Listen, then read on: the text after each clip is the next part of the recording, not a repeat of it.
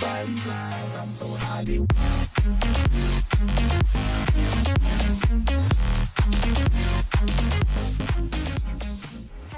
guys, and welcome to a brand new video from me, Pickle Spark Reviews. Recently, the first trailer for Matt Reeves' 2021 film, The Batman, has come out, and of course I'm going to talk about it.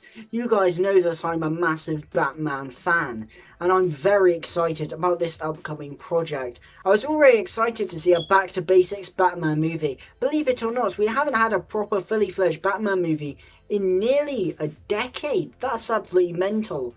The last Batman movie, full-on Batman movie, was 8 years ago with The Dark Knight Rises, and it's only now we're getting one yet again. And this time it's a whole new production team, whole new vision for Batman. And after the weird haphazard Ben Affleck Batman situation, I think we all need just a bit of a break and a back to basics Batman movie. That looks to be what we're going to get.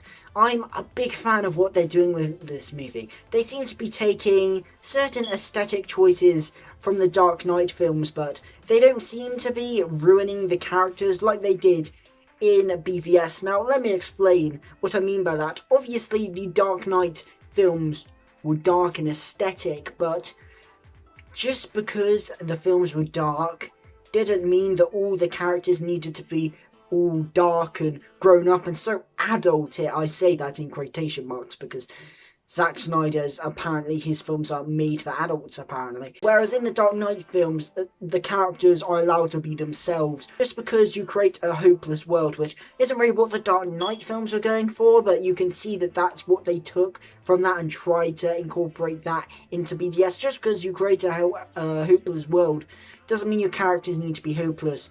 Just because your world is really shitty in terms of the people within it doesn't mean you need to bring your characters down to that level.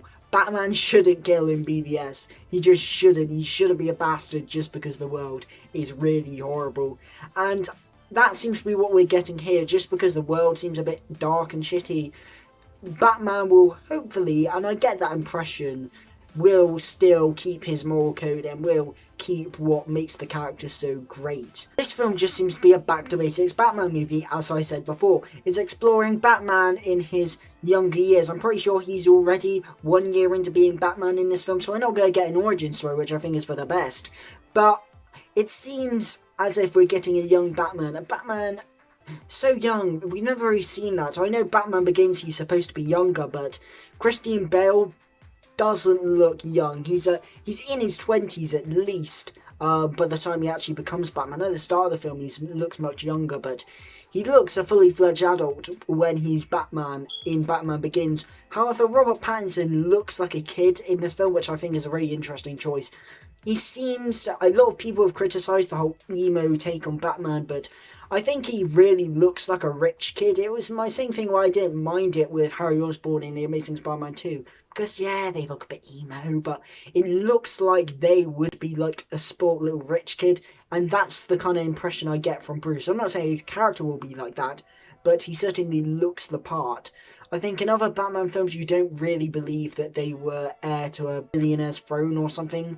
But I think you can certainly see that, and he certainly looks like a kid with a lot of issues. That's what I get from this film. Just in the aestheticness, you really get a vibe from Robert Pattinson's Bruce and Batman. He certainly looks the part, does Robert Pattinson.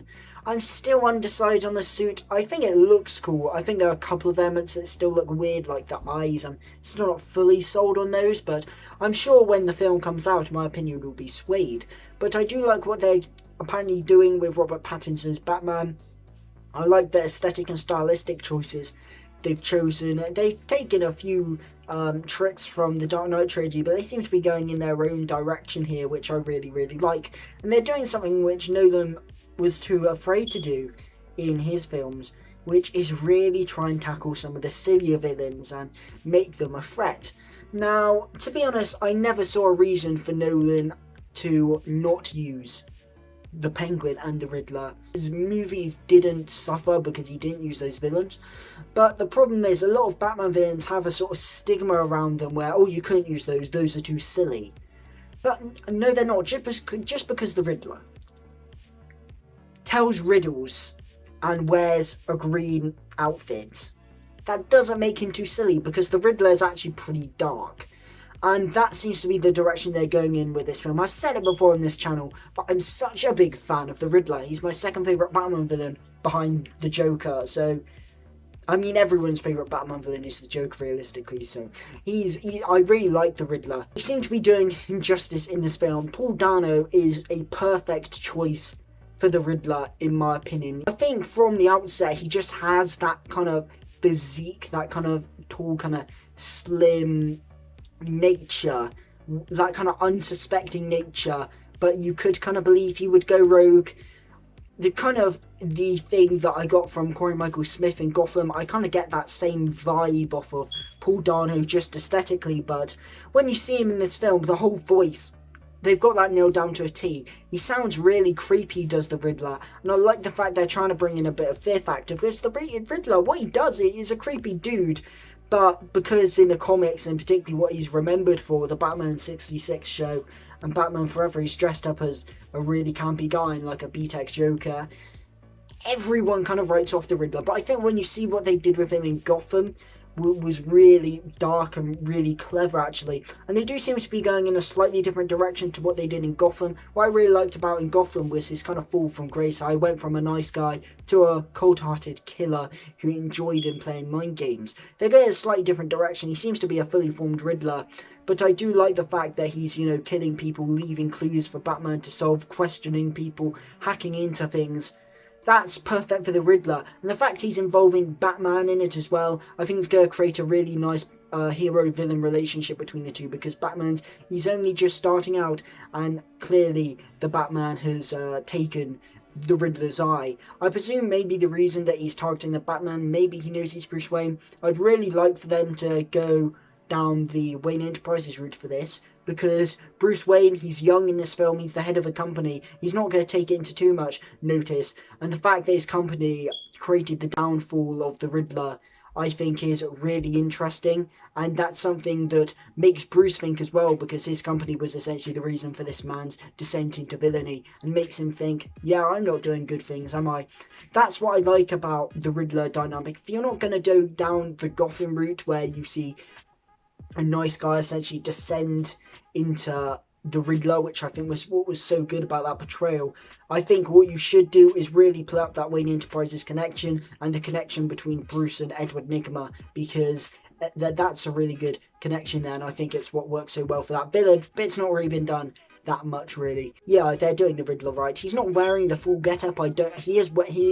His jacket is greenish, but I don't know if he'll wear the full suit or not. I'd like to think he would. Maybe just a green suit. It's not that outlandish, but even if he doesn't, he certainly has a pretty dark costume, but I think it does work for the Riddler they're going for in this film. He looks pretty creepy, does he? And I really like the fact that they're bringing a fear factor into the Riddler, a villain who's been laughed off the screen so many times is finally going to be given that fear factor onto the big screen, a bit similar to what they did with Heath Ledger's Joker over a decade ago. And we've also got a couple of other villains as well. We've got the Penguin and Catwoman. The Penguin, Colin Farrell, is unrecognisable in the prosthetics. He looks really good, so hopefully he does a good job. We don't see too much of him in this trailer, but the look is spot on. Same with Catwoman. Zoe Kravitz looks pretty good, but she doesn't really do much in this trailer. You see, is it Jeffrey Wright? I think it's Jeffrey Wright, the actor. You see his James Gordon. He looks pretty good as well. I like the interactions between him and Batman. And yeah, just overall, this trailer, it's just got me really excited for the film. It's got a really good vibe. I like a lot of the decisions they're making in there. I like how they're portraying both Batman and the Riddler. I think they've got those characters really down to a T. And yeah, I'm just really excited to see this. I think we need a Batman movie, and we need a back to basics Batman movie. And this looks like it's going to be it. And I'm so happy that they're doing all these choices, the choices they're making. I'm a big fan of. I'm very happy they're doing the Riddler as well. You guys know that he's one of my favourite supervillains. He's my second favourite Batman villain, as I said before. And I'm so glad that they're not only including him in a movie, but seemingly really doing him justice and getting down to what makes the Riddler such a great character. So yeah, this trailer has only really solidified my excitement for this film. I'm really excited for the direction they're going, and hopefully it kicks off a very exciting series of Batman films. Yes, thank you guys for watching. If you enjoy this video, leave a like, drop a sub, and hit that notification bell to stay notified for all my latest videos. If you enjoyed this trailer, comment down below. If you didn't enjoy this trailer, also comment down below. Just comment down below your thoughts about the trailer. And yeah, I'd love to hear them. But thank you guys for watching, and of course, a goodbye.